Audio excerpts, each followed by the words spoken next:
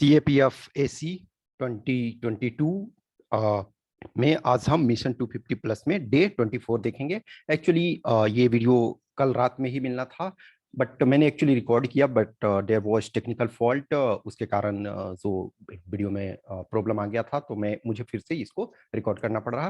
तो इसको आप ये देखें, रिसेंटली देखोगे कि ये डेट 21, 22, 23 उसमें हमने स्पेसिफिक पेपर 2 से रिलेटेड टॉपिक आपको, यानी 3 डेज में हमने 30 टॉपिक्स आपको प्रोवाइड किए।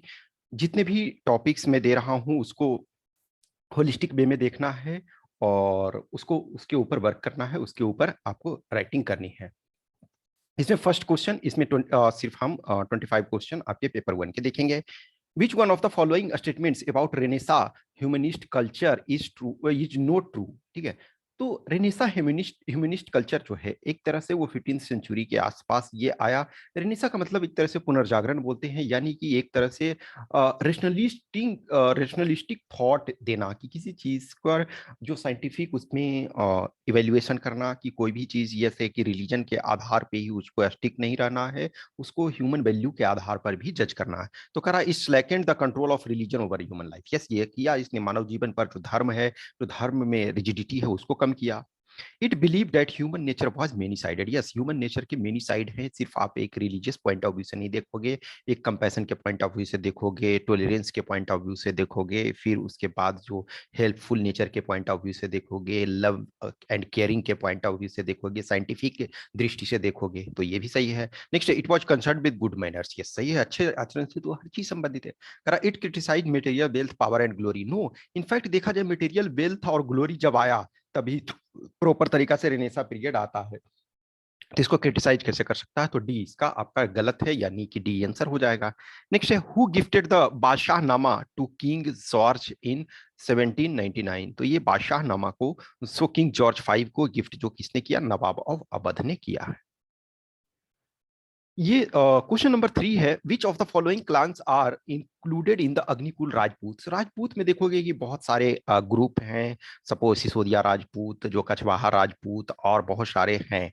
तो उन राजपूत में देखोगे कि कुछ जो राजपूत ये माने जाते हैं कि अग्निकुल से उत्पन्न हुए हैं। अग्निकुल से उत्पन्न हुए हैं इन द सेंस कि जब कहते हैं ना कि परशुराम जी ने क्षत्रियों को 21 बार पृथ्वी पर से समाप्त कर दिया, तो ये एक्चुअली कंसेप्ट जो है ये अग्निकुल राजपूत का, वो जो पृथ्वी रासो जो है, जो चंद्रवरदाई ने लिखा है, उससे लिया गया है कि जब ये अपने परशुराम जी ने क्षत्रियों को 21 बार नाश कर दिया, तो पृथ्वी पर क्षत्रियों की कमी हो गई। तो उन क्षत्रिय जैसे जो हैं वो अग्निकुल से उत्पन्न हुए, यानी फायर अल्टर से यूज हुए, जो सेक्रीफाइसियल फायर प्लेस है, जो कि किस पर? माउंट आबू, जो राजस्थान है, तो माउंट आबू माउंटेन पर जो चल रहा था, उससे ये उत्पन्न हुए।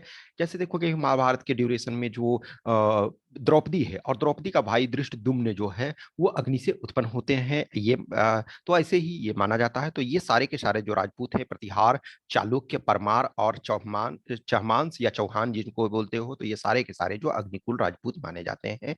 तो ऑल 1 2 3 4 हो जाएगा। तो डी, ये सॉरी सॉरी सॉरी सॉरी, ये आपका डी नहीं, ऑल 1 2 3 4, तो सी सी इसका आंसर हो जाएगा। ओके, नेक्स्ट है नन अलाइनमेंट मूवमेंट। अभी देखो जो ये आपका रसिया यूक्रेन में क्राइसिस जो चल रही है, तो इंडिया के ऊपर बहुत सारा प्रेशर है कि इंडिया जो, क्योंकि हमारा ट्रेड आज के डेट में वेस्टर्न वर्ल्ड से relatively, in the sense America हमारा लार्जेस्ट ट्रेडिंग पार्टनर है। अमेरिका चाहता है कि बहुत सारे जो वेपन सिस्टम है वो डाइवर्सिफाई करके अमेरिकन परचेज करें इन number of systems.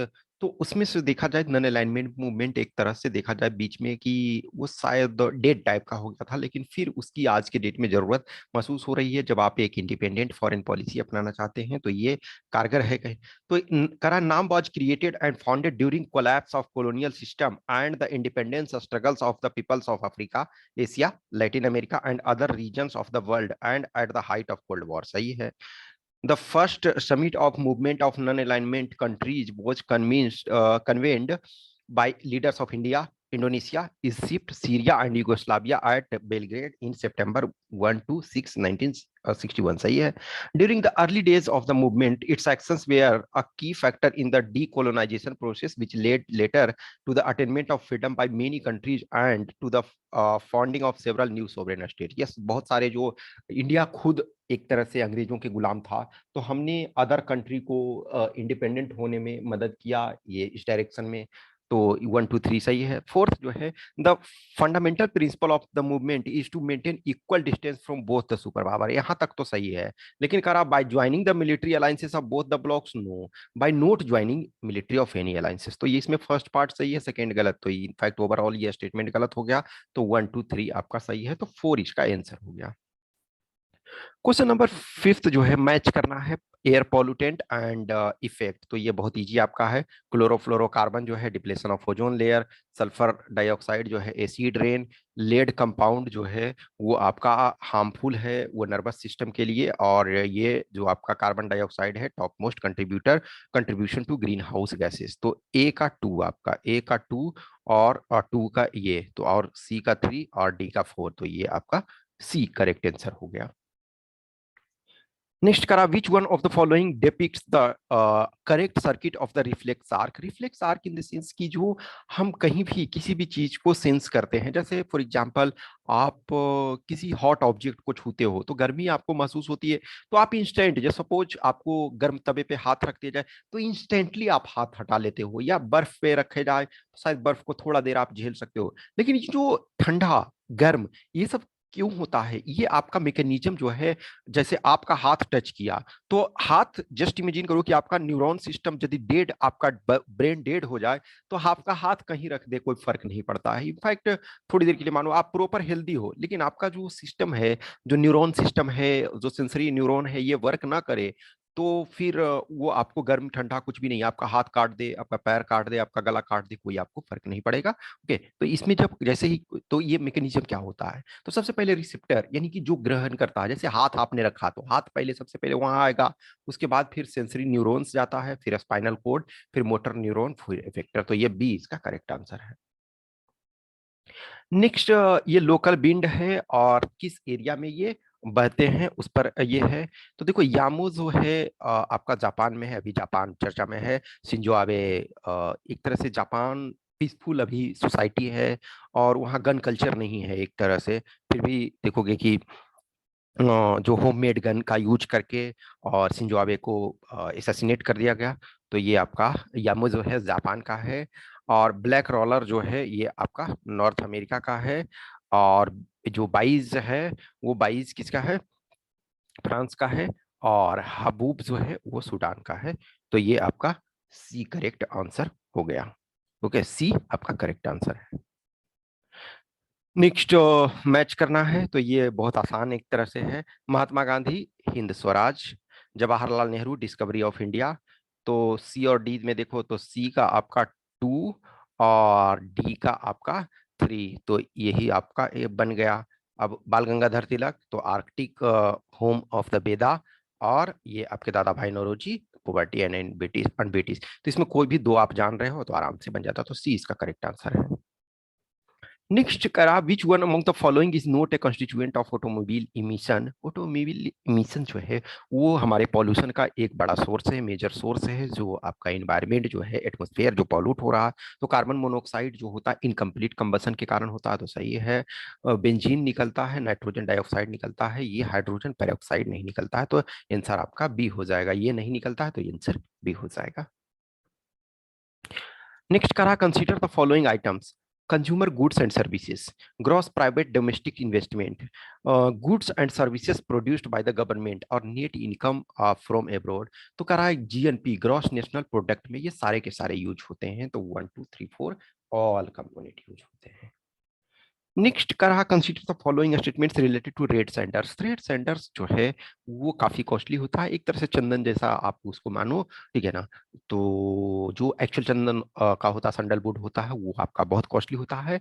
Red sanders जो है उससे चीपर होता है, बट स्टिल फिर भी ये काफी कॉस्टली. तो इसका इलीगल ट्रेड वगैरह बहुत होता है. तो ये इसका था कि India permits it's export if it is obtained from cultivated land. Yes, जो यदि आप जैसे बम्बू ही है, बम्बू को देखोगे कि पहले वो आपका फॉरेस्ट प्रोडक्ट में आता था, लेकिन अभी जो है कि जो बम्बू आपने अपने फील्ड में लगाया है, अपने ग्राउंड में लगाया है, अपने लैंड में लगाया है, तो उसको आप ग्रास के तौर पे यूज कर सकते हो और उसको आराम से उसमें परमिशन लेने की कोई जरूरत नहीं है। तो सेम सिचुएशन रेड सैंडर्स है प्रॉपर। इसमें ये यदि आप अपने लैंड में लगाए हुए हो, जो कल्टीवेबल लैंड में लगाए हुए हो, तो आप उसको एक्सपोर्ट कर सकते हो। नेक्स्ट है, it is listed in the appendix 2 of CITES, यानी convention on international trade in endangered species in wild fauna and flora. तो ये भी सही है, तो सी इसका करेक्ट स्टेटमेंट हो जाएगा। नेक्स्ट ये कह रहा कि consider the following, which of the following provisions of the constitution of India became effective from 26 नवंबर 1949। तो 26 नवंबर 1949 को हमारा संविधान बन के लागू हो गया। उस समय जो है सिग्नेचर ये किया गया, सारे मेंबरान्स जो भी वहां उपस्थित थे, जो बनाने में योगदान दिए, कुछ का डेथ भी हो गया था, लेकिन जो मेंबर थे वो उन्होंने, तो देखो एक तो मानो कि सिटीजनशिप जो है वो तुरंत एग्जिस्टेंस में आया, क्योंकि सिटीजनशिप इंडिया का, आप इंडियन सिटीजन्स जो भी देने थे, तो वो सबसे पहले आपका एक तरह से ये आया। इमरजेंसी प्रोविजंस देखा जाए तो बहुत बाद में लगाने की जरूरत हुई थी। इमरजेंसी प्रोविजन उस समय का जरूरत नहीं था। अपॉइंटमेंट ऑफ जजेज जो है वो आपका बाद में इफेक्ट हुआ। तो इलेक्शन और सिटीजनशिप, तो ये दोनों 1 और 2 जो है वो विद इफेक्ट तुरंत इफेक्ट में आया, तो इसका बी है। नेक्स्ट कर रहा है कि which one of the following pairs of tribe and state is not correctly match. तो करेक्टली मैच कौन सा नहीं है? तो थारू मध्य प्रदेश में नहीं, ये थारू यूपी में पाए जाते हैं, उत्तराखंड में पाए जाते हैं, बिहार में पाए जाते हैं, और हमारे पड़ोसी एक तरह से ना, ये तीनों का बॉर्डर देखो नेपाल से लगता है, तो नेपाल में भी अच्छा खासा पाया जाते हैं। ठीक है, तो ये मध्य प्रदेश नहीं है। जो अदी है वो अरुणाचल प्रदेश में, इरुला है केरला, और सहरिया राजस्थान। तो सहरिया देखोगे यूपी में भी पाए जाते हैं, ऐसा नहीं है। जैसे देखो ये थारू है, तो थारू सिर्फ अकेले एक जगह नहीं पाया जाता है, ये इधर देखो हमने 3 स्टेट में देखा, तो बहुत सारे हैं डिफरेंट डिफरेंट स्टेट में, लेकिन तो ये गलत आपका है, तो ए इसका करेक्ट आंसर हो जाएगा। क्वेश्चन नंबर 14 करा, मायोपिक पर्सन का मतलब है कि वो जो है निकट दृष्टिता, इसका मतलब है कि जो नियर कोई ऑब्जेक्ट है उसको वो क्लियर देख सकता है, लेकिन जो डिस्टेंट है, फार पॉइंट पे, फर्दर पॉइंट पे है, डिस्टेंट पॉइंट पे है, उसको क्लियर नहीं देख सकता है। नियर वाले पॉइंट पे जो ऑब्जेक्ट रखा हुआ उसको क्लियर देख सकता है, डिस्टेंस वाले को नहीं देख सकता है। तो इसमें आपका कनकेव लेंस ट्रीटमेंट करने के लिए ये कनकेव लेंस होगा। Okay, concave lens. अब देखो, जो फोकल लेंथ होता है, तो 1/d आप करोगे, यानी 1/पावर, तो 1/पावर, तो देखो ये 1/1.25, तो इसको यदि डेसिमल हटाओगे तो ये 100 हो जाएगा, 20 डालोगे तो ये क्या होगा, 0.80 हो जाएगा। तो ये 8 क्या मीटर में आएगा, तो इस मीटर को आप सेंटीमीटर में करोगे तो 80 सेंटीमीटर, तो 80 सेंटीमीटर एंड कनकेव लेंस, तो डी इसका करेक्ट आंसर हो जाएगा। नेक्स्ट करा, which of the following is are unique to the Mathura school of arts. Mathura school of art जो है एक तरह से है बुद्धिज्म के ड्यूरेशन में बहुत एक फ्लरिशिंग बुद्धा, मतलब बुद्धिज्म इन द सेंस की बुद्धा के लाइफ एंड अदर थिंग्स को ये सजीव रूप देने में बहुत इसने योगदान दिया। तो कह रहा है कि it is a combination of Hellenistic, west Asiatic and native elements. ये actually Gandhara school of art का ये है कि Hellenistic, west Asiatic and native elements, ये जो कॉम्बिनेशन है वो गंधारा स्कूल ऑफ आर्ट। तो गंधारा स्कूल ऑफ आर्ट जो एक तरह से आज का अफगानिस्तान है उस एरिया में था। तो फर्स्ट स्टेटमेंट आपका गलत हो गया। सेकंड है, earliest entirely Indian representation of the Buddha, इसमें पाया जाता है मथुरा स्कूल में, तो सही है। Next, use of spotted sandstone, red sandstone as the material for making image of and statues, ये भी सही है, तो 2 और 3 आपका करेक्ट हो जाएगा।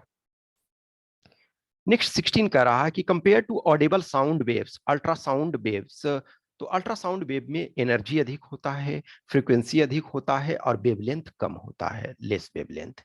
ठीक है, तो स्पीड से यहाँ मतलब नहीं है, ये हायर फ्रीक्वेंसी है, और वेवलेंथ एक्चुअली ये लोअर पे होता है, यानी कि शॉर्टर होता है, तो बी आपका करेक्ट आंसर हो जाएगा। क्वेश्चन नंबर 17 का कह रहा है कि plate tectonics is a scientific theory that describes the large scale motion of Earth's lithosphere. Which one of among the following statement regarding the plate tectonics is not correct? Not correct कह रहा है। अब ये देखो, ये concept यदि आप देखोगे कि लिथोस्फेयर है, तब आप शायद आंसर में आपको थोड़ा आसानी हो सकता है। अब ये tectonic plates are composed of oceanic lithosphere and thicker continental lithosphere, yes ये तो डेफिनेशनल ही है।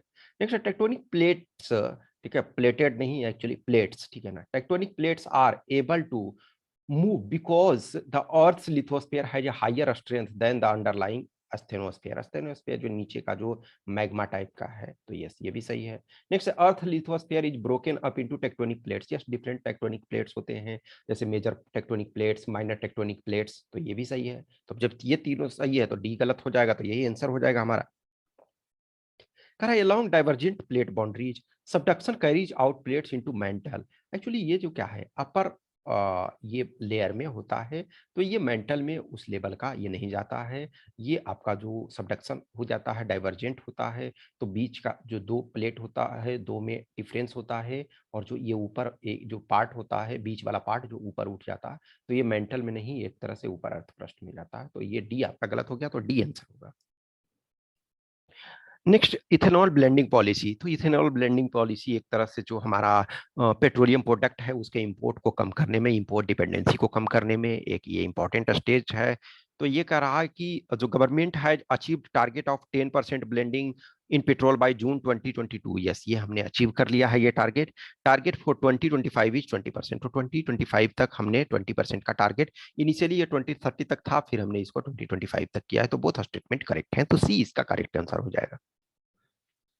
नेक्स्ट आपका हिमालयन सिस्टम के बारे में कह रहा कि यदि हिमालयन सिस्टम ना हुआ होता तो क्या होता। तो कह रहा monsoon rains would have taken place in winter months, नहीं हम ये नहीं कह सकते हैं क्योंकि हिमालयन जो विंटर मौसम में इसका कोई ये नहीं है, तो ये नहीं होगा। Coastal India would have experience Mediterranean climate, no हम ये नहीं कह सकते हैं। North Indian plain would have been much cooler in the winter, yes जो साइबेरियन वेव कोल्ड वेव आता है तो उसको हिमालय जो है रोक लेता है। अब इसी में से देखोगे कि तिब्बत चाइना के कुछ बहुत सारे पार्ट हैं, और मंगोलिया और ये सब जो है क्या है बहुत ज्यादा कोल्ड फील करते हैं, तो यही आपका आंसर हो जाएगा, तो सी इसका करेक्ट आंसर हो जाएगा। 20 नंबर में कह रहा है कि which one of the following statement is not correct. कह रहा hydrogen is an element, yes hydrogen सही है, एलिमेंट है, वो फर्स्ट एलिमेंट आपका हाइड्रोजन ही है।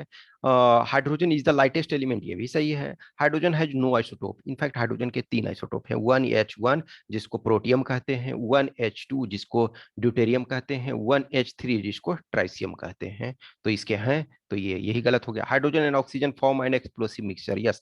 अब ये लगेगा ना कि हाइड्रोजन एंड ऑक्सीजन जो है H2O वाटर है ये बनाता है, तो फिर एक्सप्लोसिव एक्सप्लोसिव मिक्सचर कैसे बनाता है, इसका कारण क्या है कि ये फिक्स कॉम्बिनेशन है, इस कॉम्बिनेशन में जब हम डालते हैं तब ये वाटर बनता है। लेकिन डिफरेंट कॉम्बिनेशन में हाइड्रोजन में आप जानते हो बहुत ज्यादा एनर्जी होता है, 1 यूनिट ऑफ पेट्रोल जितना प्रोड्यूस करता है, यानी कि 3 यूनिट, सॉरी इसको ऐसे समझो, 3 यूनिट ऑफ पेट्रोल जितना एनर्जी प्रोड्यूस करेगा 1 यूनिट ऑफ हाइड्रोजन उतना एनर्जी प्रोड्यूस करेगा। यानी कि जो हाइड्रोजन है, तो हाइड्रोजन जो है पेट्रोल की तुलना में 3 टाइम्स एनर्जी प्रोड्यूस आपका करेगा, तो ये भी सही है, तो सी इसका करेक्ट आंसर हो जाएगा। Next question number 21। तो इसमें ये करो ना कि आप ऑड वन आउट है तो कुछ को जोड़ दो। अब जेड ए, तो जेड 26 नंबर पे आता है, वन जो है ए 1 पे आता है, तो इसका मतलब है 27, इसका दोनों का ऐड करके हो रहा है। डब्ल्यू और एफ, तो देखो तो डब्ल्यू आपका एक्स बाई जेड, तो जेड आपका 26 पे है, तो बाई आपका 25 पे है, तो ठीक है। यक्स जो है आपका 24 पे है, और डब्ल्यू ये 23 पे है, 23 और ये 6 पे है, तो यहाँ 29 हो जा रहा है। लेकिन यहाँ टी यदि है 20 पे है और जी 7 पे है, तो देखो यहाँ भी 27 ऐड करके हो जा रहा। यू और एफ, तो यू आपका क्या है STU, तो यू 21 होता है, एफ 6 पे आता है, तो 27। तो देखो पहला दो आपको और आगे चेक कर सकते हो, लेकिन जब इसी से आपका क्लियर हो गया कि सब में देखो पहला और दूसरा लेटर को चेक करते हो तो 27 ऐड करके आ रहा है, लेकिन इसमें 29 आ रहा है, तो इसका मतलब ये एक्सेप्शन है। नेक्स्ट ये कह रहा if it is 12 Noon in India on which meridian will be 7 AM in the of the same day. तो अब ये देखो, तो इंडिया का जो टाइम है वो प्लस जो है 5:30 है। तो अब हम इसमें पीछे जाएंगे, लेकिन अभी 5:30 जाएंगे, तो एक्चुअल में जो GMT है ग्रीन बीच मीन टाइम, वहां क्या होगा, तो इसमें 5:30 माइनस कर दोगे तब वो उसमें वहां आएगा, क्योंकि हमारा प्लस में है तो उधर माइनस करोगे, तो 12 में ये करोगे तो कितना आ जाएगा 5 ये तो 6:30 AM हो जाएगा GMT पे।